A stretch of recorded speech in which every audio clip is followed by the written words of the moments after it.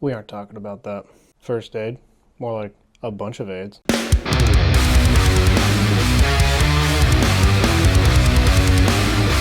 Today, we are going over trauma kits. So first, let me get this out there. First aid kits are basically glorified boo-boo kits. They treat minor injuries. What we are trying to deal with or prepared to deal with needs something a little bit more drastic. Trauma kits. Though first aid kits are still important, today what we're focusing on are trauma kits because they focus on life-threatening injuries. Mr. Gavin, will this work for me? No, this is dog shit. This is what you really need. Whoa, this is really cool. Thanks, Mr. Gavin. You're welcome, Sonny. You need to get yourself a trauma kit on top of your first aid kit. You may be big, you may be strong, maybe fast, but you need to be able to take care of yourself when shit hits the fan. Not only in the world, but with your body. You can be as strong as you want to be, but if you're shot in the leg or in the arm, it's going to fuck you up. You're going to have a bad time.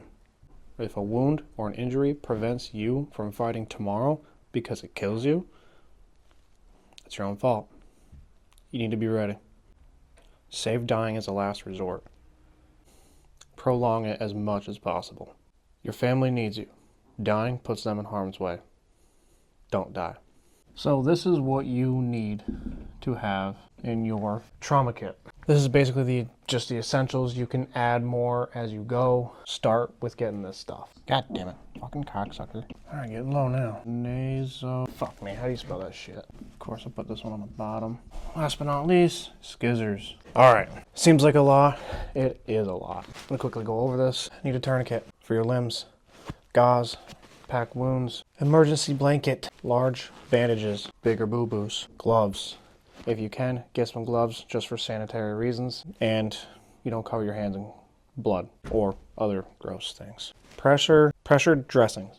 Jesus. You need to be able to keep pressure on it over the gauze and everything else, over the bandages. Pressure dressings, Jesus Christ, are perfect for that. Marker, so you can mark on your tourniquet what time it was applied. Chest seals, got a hole in your chest, need to seal it, use that. Needle decompression, collapse lung, major wounds to the chest cavity, you need to have one of these. Nasal, the fucking tube that goes in your nose, you need some of those. Keep the airway open, especially if you're going unconscious, things like that. This will help keep your airway unobstructed. Scissors, fucking need to cut through clothes or whatever, get some scissors.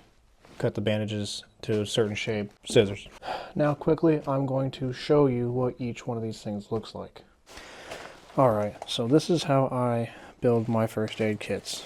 Yeah, I know I use Ziploc bags, but it's a hell of a lot cheaper than the actual pouches that you can get. I do suggest getting the actual pouches, at least one for your ruck, one for your kit. And with the Ziploc bag, you can kind of see what is in it.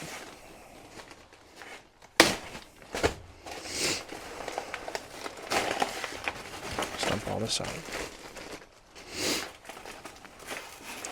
Alright, so tourniquet. Do your research, do not get the knockoff tourniquets. A lot of the Chinese ones, cheap as hell, and they will break very easily. They do not last as long either. Compressed gauze. Chest seal. Twin pack, you got 2 in there.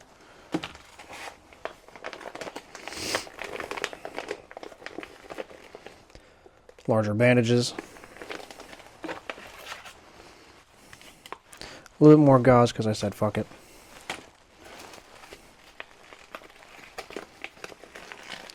More bandages.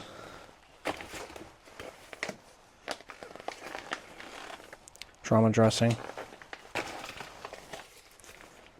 The nose tube that I can't fucking pronounce. And needle decompression. Alright, so luckily I went through my first aid kit and realized I did not have everything that I should have. I probably used it for training or something, so emergency blankets, scissors. These ones never fail me. You can get like a 3 or 4 pack or some shit for fairly cheap, and they're pretty damn durable. So that is only if you can't get the actual medical shears, whatever the hell they're called. I have a couple, but they're in my other first aid kits. I have a couple first aid kits. I will be going over that next. Where to put all your trauma kits, not first aid kits. First aid kits suck. So that is what I put in my trauma kits. Just a gallon Ziploc bag. I try to work up to having about 5 of those. Definitely pricey for the good shit, but you want the good shit when the bad shit starts happening. Why I have so many kits? You never know when you're gonna need them. You never know where you're gonna need them. And honestly, it's a hassle to remember to fucking bring a kit with you all the goddamn time. So if you have them in place during the most likely chances of something happening, you are better prepared. Where do you need them? I'll list off a few places, just examples. I like to keep one in my car, my work truck. I keep one in my rucksack for obvious reasons. I have one at my girlfriend's house. You never know when a family member is going to need one, so make sure you have enough for everyone in the household. From there, I'll keep one in my house especially. This is where I do most of my work, so I have one here as well because I am clumsy as fuck and I'm prone to fucking up myself. These are just some examples of where you can take your trauma kits or where you can have them already staged, ready to go. You can never be too prepared. It will always be an uphill battle trying to be perfect when it comes to being prepared. Having as much stuff as possible will be most people's number one goal. They'll always, most of the time, make that their top priority. Just because I'm feeling generous, I spell that right? Sources? Yeah. I'm gonna give you some sources for where to get some of these supplies from. At least where I do. If you know other places that are fairly cheap, we're all trying to get affordable shit, but good quality, leave it in the comments below. So for simple and just less complex medical supplies, 2 sources I found and I have used before are Adventure Medical and My Medic. Gonna be a little expensive, not terrible.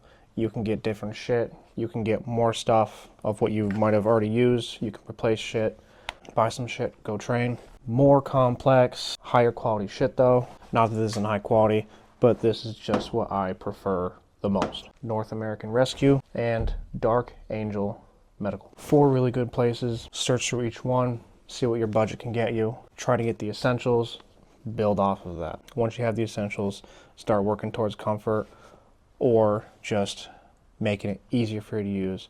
Extras and shit that makes other processes easier.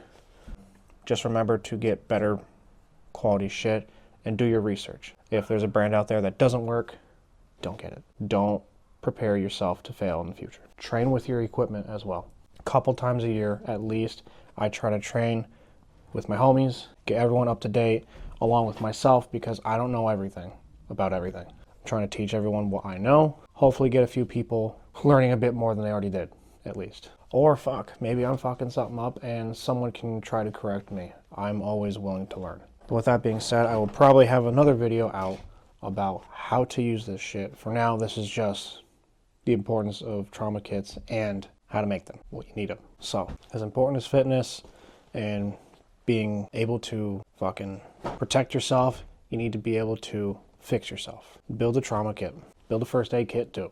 Most of all, train with your gear. Train medical shit. Test your knowledge. Just learn some new shit if you have to. If you know you are lacking in a certain area with prepping, fix that, learn it. Train with your homies. Fucking get everyone up to speed. Grow together, grow as a group, grow as a family. And as always, train today, survive tomorrow.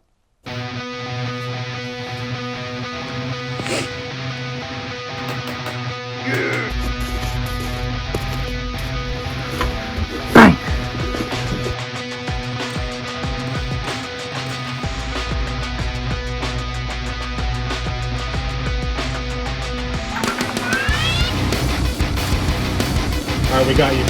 Ready when you are. Action.